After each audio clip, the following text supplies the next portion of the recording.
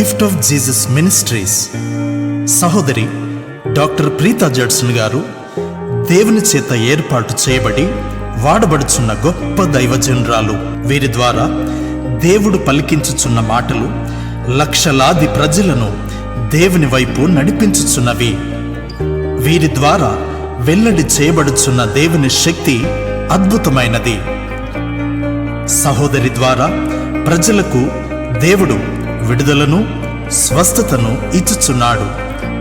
మీ దీవెనల కొరకు వారు మాట్లాడిన సందేశమును మీకందించుచున్నాము. జాగ్రత్తగా వినండి, ప్రార్థనలో ఏకీభవించండి. ఇదిగో మన సహోదరి డాక్టర్ ప్రీతా జడ్సన్ గారు. ఈరోజు కొరకు దేవుని వాక్యము ఏషియా గ్రంథము 61:3 మనం చూసినట్లయితే మొదటి భాగము మనము చదువుతాం. ఏషియా 61:3 సియోన్లో దుఃఖించు వారికి ఉల్లాస వస్త్రములు ధరింపచేయుటకును, బూడిదకి ప్రతిగా పూదండను, దుఃఖమునకు ప్రతిగా ఆనంద తైలమును, భారభరితమైన ఆత్మకు ప్రతిగా స్తుతి వస్త్రమును వారికి ఇచ్చుటకును ఆయన నన్ను పంపి ఉన్నాడు అని చెప్పి ఏషియా అంటున్నాడు. ఏషియా అనే ప్రవక్త బైబిల్ గ్రంథంలో one of the very famous prophet. అంటే చాలా ప్రఖ్యాతిగాంచిన ఒక ప్రవక్త అని చెప్పాలంటే బైబిల్ గ్రంథంలో పాత నిబంధనలో ఏషియా గ్రంథం అని మనం చెప్పవచ్చు. చాలా ప్రవచన మాటలు ఆ గ్రంథంలో ఉన్నాయి. దానిలో నుండి ఒక వచనం మాత్రమే నేను ఇప్పుడు ధ్యానిస్తున్నాను. అంటే ఏమని రాయబడి ఉంది? సియోనులో దుఃఖించు వారికి ఉల్లాస వస్త్రములు అని చెప్పి రాయబడి ఉంది. అంటే మీరు దుఃఖించు వారుగా మీరు ఈరోజు వచ్చినట్లయితే మీకు ఉల్లాస వస్త్రమును ధరింప చేయుటకును, బూడిదకి ప్రతిగా. అంటే బూడిది అంటే ఈ రోజుల్లో ఎవ్వరు బూడిది వేసుకొని ఎవరు కూర్చోవడం లేదు కదా. కూర్చుంటున్నారా? లేదు కదా. అంటే ఒకప్పుడు ఏ బాధ వచ్చినా, ఎవరైనా చనిపోయినా, ఏదైనా దుఃఖం వచ్చినా వారు ఏం చేస్తారు తెలుసా? బూడిది తీసుకొని నెత్తి మీద వేసుకుంటారు. నెత్తి మీద వేసుకుంటారు. ఇంకా మంచి వస్త్రములు ధరించరు, కొత్త వస్త్రము ధరించరు. ఇంకా దుఃఖముతో, ఏడుపుతో అలా ఆ దినాల్లో ఉంటారు. ఇక్కడ రాయబడి ఉంది బూడిదికి ప్రతిగా. అటువంటి బూడిదికి ప్రతిగా. అయితే ఇక్కడ రాయబడి ఉంది బూడిదకి ప్రతిగా అంటే దుఃఖమునకు ప్రతిగా అని అర్థం. దుఃఖానికి ప్రతిగా. ఇంకా నెక్స్ట్ అదే రాయబడి ఉంది పూదండను, దుఃఖమునకు ప్రతిగా ఆనంద తైలమును. ఆనంద తైలం అంట దుఃఖానికి ప్రతిగా. అది ఇంకా అంతా మనము లోతుగా మనం చూద్దాం. ఇక్కడ మనం చూసినట్లయితే సియోన్లో దుఃఖించిన వారికి ఎటువంటి ఉల్లాసము అని మనం చూస్తే ఇంకా కొన్ని వచనాలు, కొన్ని రెఫరెన్సెస్ మనం చూద్దాం. ఏషియా గ్రంథం 12వ అధ్యాయం, ఏషియా గ్రంథం 12వ అధ్యాయము 1వ వచనం మనం చూసినట్లయితే, ఆ దినమున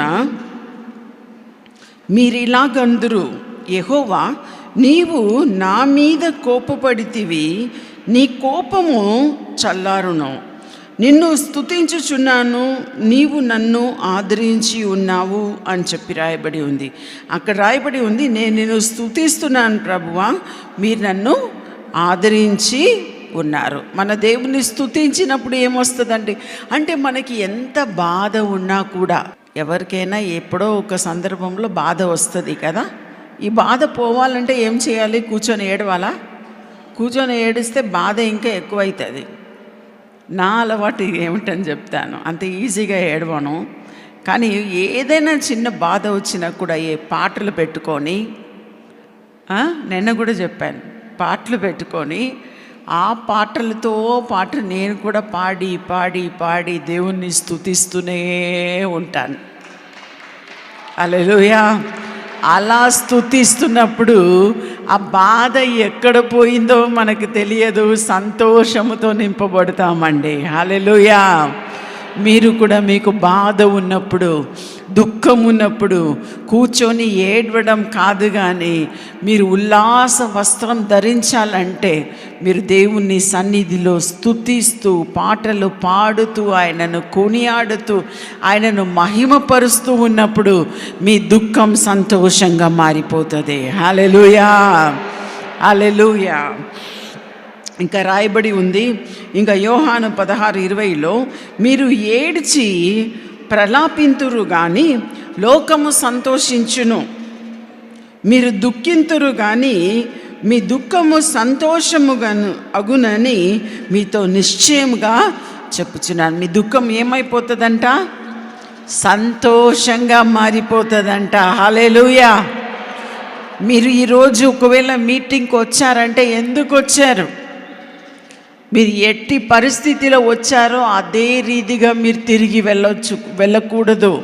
మీరు అదే రీతిగా రెండంతులు సంతోషముతోనూ, రెండంతులు సమాధానముతోనూ, రెండంతులు మీరు ఏమిటండి బలముతోనూ మీరు ఈ స్థలము నుండి మీరు విడిచి వెళ్ళాలండి. హల్లెలూయా, హల్లెలూయా. ఆ రీతిగా ఉండాలని దేవుడు మనల్ని కోరుతున్నాడు.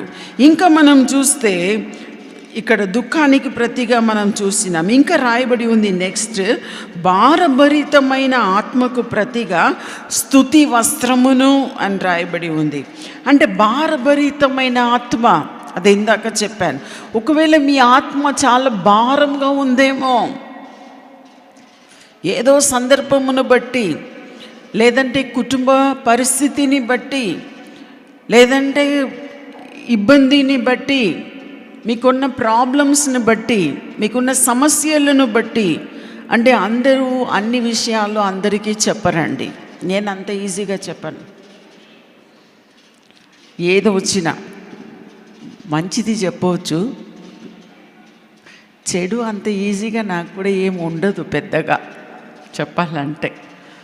మంచి కుటుంబము కదా, మంచి కొడుకు, మంచి భర్త అన్నీ ఉన్నప్పుడు మనకేం బాధ ఉండిపోతుంది. కానీ ఏదో ఒకటి ఎప్పుడో ఒకటి వస్తుంది. కానీ ఆ వచ్చినా కూడా నేనేమంటున్నాను, ఇక్కడ రాయబడి ఉంది, భారభరితమైన ఆత్మకు ప్రతిగా స్తుతి వస్త్రమును అని చెప్పి రాయబడి ఉంది. మనం ఎటువంటి వస్త్రం ధరించాలంట అంటే, మీరు రెడ్ ధరించారా, బ్లూ ధరించారా? నేను బ్లూ, రెడ్ అన్నీ కలిసి ధరించాను. అంటే మనం ఏం ధరిస్తున్నామనే దాన్ని బట్టి కాదు, ఇది మనల్ని కప్పడానికి మాత్రమే. కానీ మనల్ని కప్పడానికి ఏం రావాలంటే భారభరితమైన ఆత్మకు ప్రతిగా స్తుతి వస్త్రం అంట. మనకేం వస్త్రం కావాలి? స్తుతి వస్త్రం ఎప్పుడు కావాలండి? ప్రతిరోజు కావాలండి. హల్లెలూయా. మీకు సంతోషం ఉంటే సంతోషంగా దేవుణ్ణి స్తుతించండి. ఒకవేళ దుఃఖం ఉంటే దుఃఖంగా ఏడ్చి దేవుణ్ణి స్తుతించండి, అది సంతోషంగా మారిపోతుంది. హల్లెలూయా. ఆ రీతిగా మీరు నేర్చుకోవాలండి. మన సెకండ్ సాటర్డే మీటింగ్కి వస్తున్న వారు ఎందుకు వస్తున్నారంటే, ఏదో వచ్చిన రీతిగా వచ్చినాము, ఒక అరగంట సేపు ఏదో ప్రసంగాన్ని విన్నాము, అది విన్నాము, ఇది విన్నాము, అది చూసినాం, ఇది చూసినాం, ఇంకా వెళ్ళిపోయినామని కాదు. వచ్చిన రీతిగా తిరిగి వెళ్ళకూడదు. మీరు రెండంతులు దీవెనతో, రెండంతులు సంతోషముతో, రెండంతులు ఆరోగ్యముతో, రెండంతులు క్షేమముతో ఇక్కడి నుండి వెళ్ళాలండి. హల్లెలూయా, హల్లెలూయా. అందుకే ఈ మీటింగ్ అండి. మీరందరూ ఎంత దూరం నుండి వచ్చారో అంత సంతోషంగా ఈరోజు ఇక్కడి నుండి వెళ్ళాలి. అందుకే రాయబడి ఉంది, భారభరితమైన ఆత్మకు ప్రతిగా స్తుతి వస్త్రమును అని రాయబడి ఉంది. యెషయా గ్రంథం 61వ అధ్యాయము 10వ వచనమును మనం చూసినట్లయితే, పెద్ద వాక్యం అంటే 61:10లో రాయబడి ఉంది, శృంగారమైన పాగా ధరించుకొనిన పెళ్లి కుమారుని రీతిగాను, అంటే పెళ్లి కుమారుని రీతిగా శృంగార వస్త్రము ధరించి ఉన్నదంట. ఆభరణముతోనూ అలంకరించుకొనిన పెళ్లి కుమార్తె రీతిగాను ఆయన రక్షణ వస్త్రములను నాకు ధరింపచేసి ఉన్నాడు.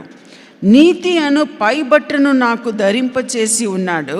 కాగా యెహోవాను బట్టి మహా ఆనందముతో నేను ఆనందించుచున్నాను. నా దేవుని బట్టి నా ఆత్మ ఉల్లాసించుచున్నది. చూడండి, దేవుని బట్టి ఉల్లాస వస్త్రము, ఆనంద వస్త్రము, ఇక్కడ ఇవన్నీ ధరింపచేసి ఉన్నాను అని చెప్పి రాయబడి ఉంది. మనకు దేవుని సన్నిధికి వచ్చి మనం తిరిగి వెళ్ళినప్పుడు వచ్చిన రీతిగా దుఃఖమును మోసుకొని వెళ్ళకూడదు. ఎలా వెళ్ళాలి? సంతోషమైన, ఇక్కడ రాయబడి ఉంది, పెళ్లి కుమార్ని రీతిగా ఆభరణములతో అలంకరించుకొనిన పెళ్లి కుమార్తె రీతిగాను మనం ఉండాలంట. పెళ్లి కుమారుడు పెళ్లి కుమార్తె ఎలా అలంకరించి ఉంటారండి? అంటే ఒక పెళ్లి కూతురు కానీ పెళ్లి కుమారుడు కానీ వారు బెస్ట్గా ఎప్పుడు ధరిస్తారండి? పెళ్లి రోజు. ఏమిటి? పెళ్లి రోజు. పెళ్లి రోజే మంచి వస్త్రము, మంచి నగలు, మంచి అలంకరణ, మంచి మేకప్ అన్నీ వేసుకొని చక్కగా ఉంటారు. అంటే చెప్తారు కదా, ఒక్కొక్కరిని కొందరిని చూసి పెళ్లి కుమార్తెలాగా అలంకరించి ఉన్నది కదా. ఇప్పుడు నేను కూడా నగలన్నీ పెట్టుకొని ఉన్నాయి నాకు. అంటే మా తమిళియన్స్కి తప్పకుండా ఉంటుందండి. గోల్డ్ అన్ని పెట్టుకొని, చేతుల నిండా గాజులు వేసుకొని, ఇంకా బొట్టు వేసుకొని, బొట్టు పెట్టుకోము, ఇంకా పువ్వులు పెట్టుకొని. నేను పువ్వులు కూడా మానేశాను. అంటే నేను పెట్టుకోకూడదు అని నేను చెప్పట్లేదు, మిమ్మల్ని అంటున్నాను. అలా మనం అలంకరించిన రీతిగా, అంటే ఇదంతా పై అలంకరణ. కానీ మనము దేవుని అందు మన భయభక్తి కలిగి సంతోషంగా ఉంటే దానికన్నా ఎక్కువ సంతోషం మనకు వస్తుందండి. హల్లెలూయా, హల్లెలూయా. అక్కడ రాయబడి ఉంది, రక్షణ వస్త్రములను నాకు ధరింపచేసి ఉన్నాడు, నీతి అను పై బట్టను నాకు ధరింపచేసి ఉన్నాడు. కాగా యెహోవాను బట్టి. ఎవరిని బట్టి అండి? చెప్పండి. యెహోవాను బట్టి. అందరు చెప్పండి. యెహోవాను బట్టి మహానందముతో నేను ఆనందించుచున్నాను అని రాయబడి ఉంది. హల్లెలూయా. మన అందరూ దేవుణ్ణి బట్టి మనం ఆనందించుచున్నాము. హల్లెలూయా, హల్లెలూయా. నా దేవుని బట్టి నా ఆత్మ ఉల్లసించుచున్నది అని మరల రాయబడి ఉందండి. నాలో ఉల్లాసం రావాలంటే నాకు దేవుణ్ణి స్తుతించినప్పుడు, నేను నిన్నటి దినం కూడా చెప్పాను, నా అలవాటు ఏమిటంటే నేను సంతోషంగా గర్వంగా చెప్పుకుంటానండి. ప్రతిరోజు కూడా, ఈరోజు కూడా మీటింగ్ ఉన్నా కూడా ఉదయం పాటలు పెట్టుకున్నాను, నా స్పీకర్ ఆన్ చేసుకున్నాను. స్నానానికి వెళ్ళినప్పుడు కూడా స్పీకర్ తీసుకొని పోయినాను, బాత్రూమ్కి తీసుకుపోయి అక్కడ పెట్టుకున్నాను, షెల్ఫ్లో పెట్టుకొని అది వింటూ స్నానం చేశాను. తర్వాత బయటికి వచ్చి అది తీసుకొచ్చి ఇంకా రెడీ అయ్యాను పాటలు విని. పాటలు వినడం మాత్రం కాదు, నేను కూడా పాడుతాను దానితో పాటు. అది తమిళ్ కావచ్చు, తెలుగు కావచ్చు, ఏ భాష అయినా సరే దాంతో కలిసి పాడి పాడి పాడి ఎప్పుడు బంద్ చేశాను తెలుసా? ఇప్పుడు నా రూమ్ నుండి బయటికి వస్తున్నప్పుడు ఆ స్పీకర్ని బంద్ చేసి వచ్చానండి. ఇంతే ఉంటుంది ఆ స్పీకర్. అంటే ఒకవేళ మీరు చెప్పవచ్చు, ఓ అమ్మగారు ఏం పిచ్చో అని. పిచ్చి కాదండి, అది ఎంత సంతోషమో, ఎంత సమాధానమో. కొన్నిసార్లు నాకున్న బలహీనం అంతా కూడా నా శరీరం నుండి పాడి స్తుతించి ఆరాధించినప్పుడు ఆటోమేటిక్గా నాలో నుండి వెళ్ళిపోతుందండి. హల్లెలూయా. నిన్న చాలా టైర్డ్ అయి వెళ్ళాను. పోయి కొంచెంసేపు రెస్ట్ తీసుకున్నాను, అంతే. రెస్ట్ తీసుకుని లేచాను, మళ్ళీ అదే బలము మళ్ళీ నాకు తిరిగి వచ్చింది. హల్లెలూయా. నేనేమంటున్నానంటే, మీరు దేవుని అందు భయభక్తి కలిగి, దేవుని అందు ఉల్లాసముగా మీరు ఉంటే, దేవుని అందు మీరు సంతోషంగా ఉంటే, దేవుని అందు మీరు స్తుతించి పాడి దేవుని మహిమపరిచి మీరు అలవాటు చేసుకుంటే మీకు ఎవ్వరు వచ్చి మీకు ప్రార్థన చేయవలసిన అవసరం లేదండి. హల్లెలూయా. ఆటోమేటిక్గా మీకు కావలసిన బలము, మీకు శక్తి అంతా కూడా దేవుడు మీకు ఆయనే ఇస్తాడు మీరు పాడి స్తుతించినప్పుడు. హల్లెలూయా, హల్లెలూయా. ఇంకా చివరిగా మనం చూసినట్లయితే, అంటే బైబిల్లో రాయబడిన మాట ఎందుకు రాశానో తెలియదు, లూకా సువార్తలో మనం చూస్తున్నాం. తప్పిపోయిన కుమారుడు తిరిగి వచ్చినప్పుడు తండ్రి ఏం చేశాడంట, లూకా సువార్త 15:22 రాయబడి ఉంది. అయితే తండ్రి తన దాసులను చూచి ప్రశస్తం వస్త్రము త్వరగా తెచ్చి వీనికి కట్టి అని రాయబడి ఉంది. అంటే అంటే పందులతో టైంను గడిపిన ఆ కుమారుడు తిరిగి వస్తున్నాడు, కంపుతో వస్తున్నాడు. కానీ తండ్రి ఏం చేస్తున్నాడు, పరిగెత్తుకొని పోయి ఆయనకు ప్రశస్త వస్త్రమును ఆయనకు కట్టి వీని చేతికి ఉంగరము పెట్టి అని రాయబడి ఉంది. ఆయన చేతికి ఏం పెట్టాడంట, ఉంగరము పెట్టాడంట. ఉంగరము పెట్టి పాదములకు చెప్పులు తొడిగించుడి అని చెప్పి అక్కడ రాయబడి ఉంది. అంటే ఈ తండ్రి కాదండి, లోకరీతి అయిన తండ్రులు, ఎన్నో రకమైన తండ్రులు ఉన్నారు. అంటే ఆ తండ్రి కాదు, ఇది ఏ తండ్రి అంటే పరలోకమందున్న మన తండ్రి. మన పరలోకంలో ఉన్న మన తండ్రి మనకు ఎటువంటి సంతోషంని ఇస్తాడండి. అంటే ఒక్కొక్కరు ఇది అయిన స్టోరీ. మీతో మాట్లాడితే మీరు చెప్తారు, నా భర్త అలా చేశాడండి, నా పిల్లలు ఇలా చేశారండి, వీళ్ళు ఇలా చేశారండి, వాళ్ళు ఇలా చేశారండి అని మొదలు పెడతారు. ఇప్పుడు అటువంటి ముచ్చట కాదు. మనకు నిజమైన తండ్రి ఎవరంటే మన పరలోకంలో ఉన్న మన తండ్రి. మన పరలోక ప్రార్థన చెప్తాం కదా, పరలోకమందున్న మా తండ్రి. ఎవరి తండ్రి? మా తండ్రి. నేను ఇలా అంటే మీరు కూడా చెప్తున్నాను నా తండ్రి అని. చాలా సంతోషం. మీరందరూ కూడా ప్రతిరోజు కూడా పరలోకందున్న నా తండ్రి అని ఇలా చెప్పి చూడండి. నిజంగా చెప్తున్నా, అలా చెప్పి చూడండి, మీలో ఒక గొప్ప సంతోషం వస్తుందండి. హల్లెలూయా. ఆ బాధ అంతా పోతుంది, ఆ బాధ అంతా పోతుంది. మనం బాధపడవలసిన అవసరం లేదు. వస్త్రమునకు బాధపడవలసిన అవసరం లేదు, దుస్తులకు బాధపడవలసిన అవసరం లేదు, ఇంకా చెప్పులకు బాధపడవలసిన అవసరం లేదు. ఇంకా ఉంగరం పెట్టుకోవాలని ఆశ ఉంటే పెట్టుకోండి, వద్దంటే మానేయండి. నాకు వద్దని అనిపించింది, అన్నీ తీసేశాను. ఉంగరాలు, పట్టీలు ఇవన్నీ తీసేశాను. అంటే వేయకూడదని నేను చెప్పలేదు, మీ ఇష్టం. ధారాళంగా పెళ్లి కుమార్తెలాగా అలంకరించుకోండి, ఏం ప్రాబ్లం లేదు నాకు. కానీ నేనేమంటున్నానంటే, మీ యొక్క హృదయము దేవుని అందు సంతోషించాలండి, దేవుని అందు సంతోషించాలి.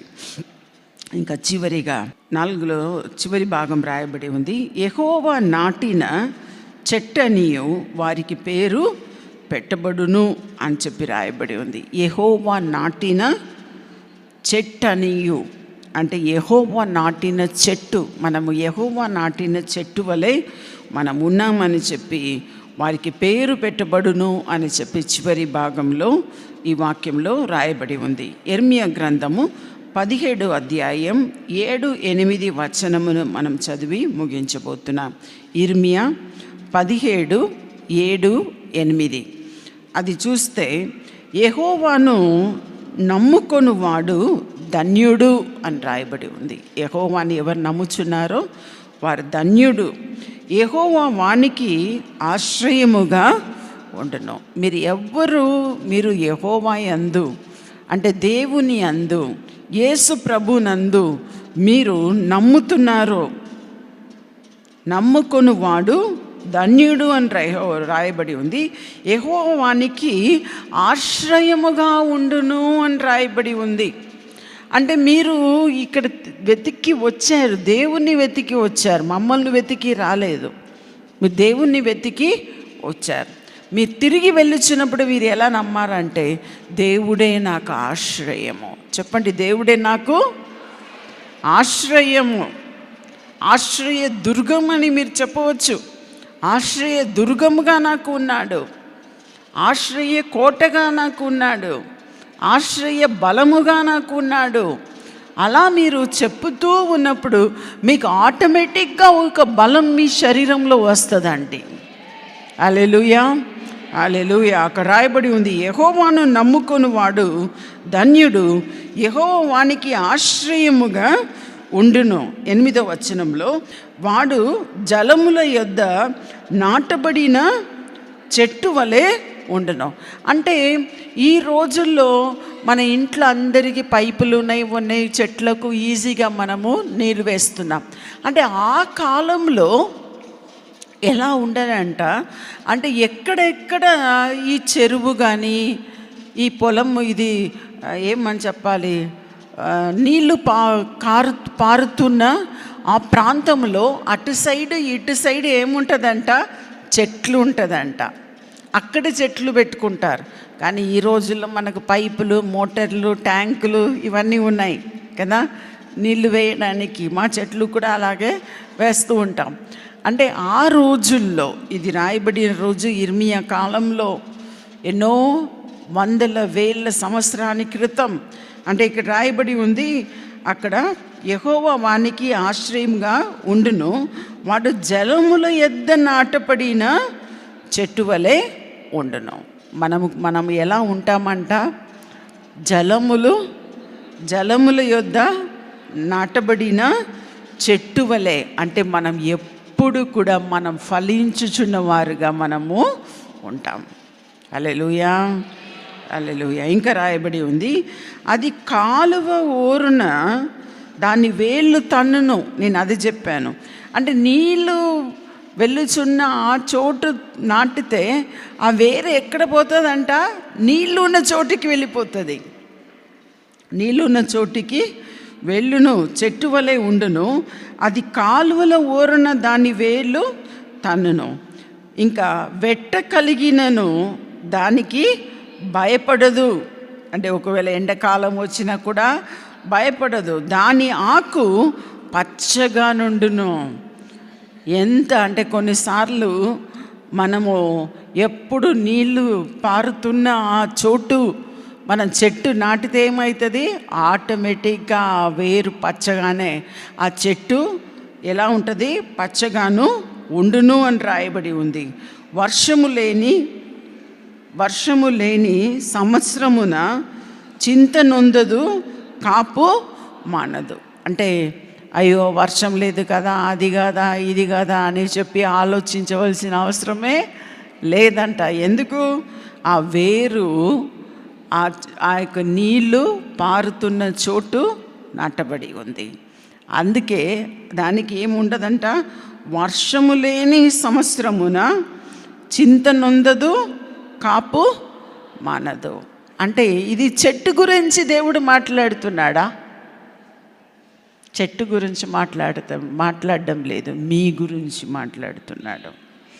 మీకు మీ యొక్క వేరు, మీ యొక్క జీవితం ఈ రీతిగా, ఒక చెట్టు ఏ రీతిగా నీళ్ళ ఒడ్డున నాటబడి ఉన్నదో అదే రీతిగా మీ జీవితము కూడా ఆ రీతిగా నాటబడిన ఒక వేరు వలె, నీటి ఓరన నాటబడిన ఒక చెట్టు వలె మనం ఎప్పుడు ఫలించుచు, ఎప్పుడు అభివృద్ధి చెందుతూ, ఎప్పుడు సంతోషంగా ఉంటుటూ, ఏదో ఒక రీతిగా, ఎవ్వరు లేకపోయినా ఏదో ఒక రీతిగా దేవుడు మిమ్మల్ని పోషిస్తాడండి.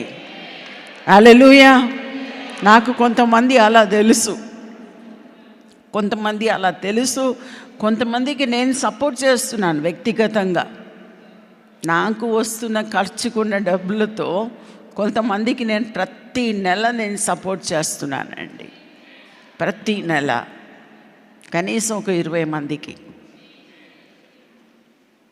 నిజం చెప్పాలంటే ఎక్కడ చెప్పలేదు, ఇదే ఫస్ట్ టైం చెప్తున్నాను. నాకు ఎంత సంతోషంగా ఉంటుందంటే, నాకు వచ్చే కొంత డబ్బులో దానిలో కూడా ఇంకా బీదలకు, కొందరికి మనీ ఆర్డర్ పంపిస్తాను, కొందరికి ఆర్థికంగా సహాయం చేస్తాను, కొందరికి ఎట్లా నా మనసులో అనిపిస్తుందో ఆ రీతిగా చేసినప్పుడు నేను తింటే నాకు ఎంత సంతోషం ఉంటుందో అంతకన్నా ఎక్కువ సంతోషం మాకు వస్తుందండి. హల్లెలూయా. ఆ రీతిగా మీరు కూడా ఎవరికైనా చేసి చూడండి. ఒక 100 రూపాయలు ఇవ్వడంలో ఏం తక్కువ అవ్వదండి. మనకు ఇచ్చి చూడండి ఒకరోజు, మీకు ఎంత సంతోషం వస్తుందో, మీకు ఎంత సంతోషం వస్తుందో. నా జీవితంలో ఆ రీతి అయిన సంతోషం నాకు ప్రతి నెల కూడా ఉంటుంది. ప్రతి నెల కూడా ఆ రీతిగా మీకు కూడా ఉండాలని నేను కోరుతున్నాను. మీ జీవితంలో మీరు ఏ రీతిగా ఆకు ఎండిపోని ఒక చెట్టు వలె, నీటి కాల్వ ఓరంన నాటబడిన ఒక చెట్టు వలె అది ఉంటుందో అదే రీతిగా మీరు కూడా ఈ సంవత్సరం అంతా కూడా మీరు ఉండాలని నేను కోరుచున్నానండి. హల్లెలూయా. Thank you Jesus. ప్రభువా, ఈ నూతన సంవత్సరంలో ప్రవేశింపచేసిన మిమ్మల్ని బట్టి నీకు స్తోత్రం చెల్లిస్తున్నాం ప్రభువా. ఈ సంవత్సరం అంతా కూడా ప్రభువా, ఈరోజు ఏ ఆరోగ్యంతో వారు వచ్చారో అంతకన్నా 2 అంతులుగా ప్రభువా వారిని దీవించమని నేను ప్రార్థిస్తున్నాను తండ్రి. క్షేమముతోనూ, ఆరోగ్యంతోనూ, స్వస్థతతోనూ, మేలుతోనూ ప్రభువా వారిని నింపి ఈరోజు పంపమని ప్రభువా, వచ్చిన రీతిగా తిరిగి వెళ్ళకుండా 2 అంతలు సంతోషముతో తిరిగి వెళ్ళడానికి మీరు కృప చూపించమని ప్రార్థిస్తూ ఉన్నాను తండ్రి. Thank you father. నీ చేతికి ప్రతి ఒక్కరిని కూడా అప్పగిస్తున్నాం ప్రభువా. ఈ సంవత్సరం అంతా కాచి కాపాడి వారిని మేలుతో నింపి ఆశీర్వదించమని యేసు నామంలో అడిగి ప్రార్థిస్తున్నాము మా తండ్రి. ఆమేన్, ఆమేన్.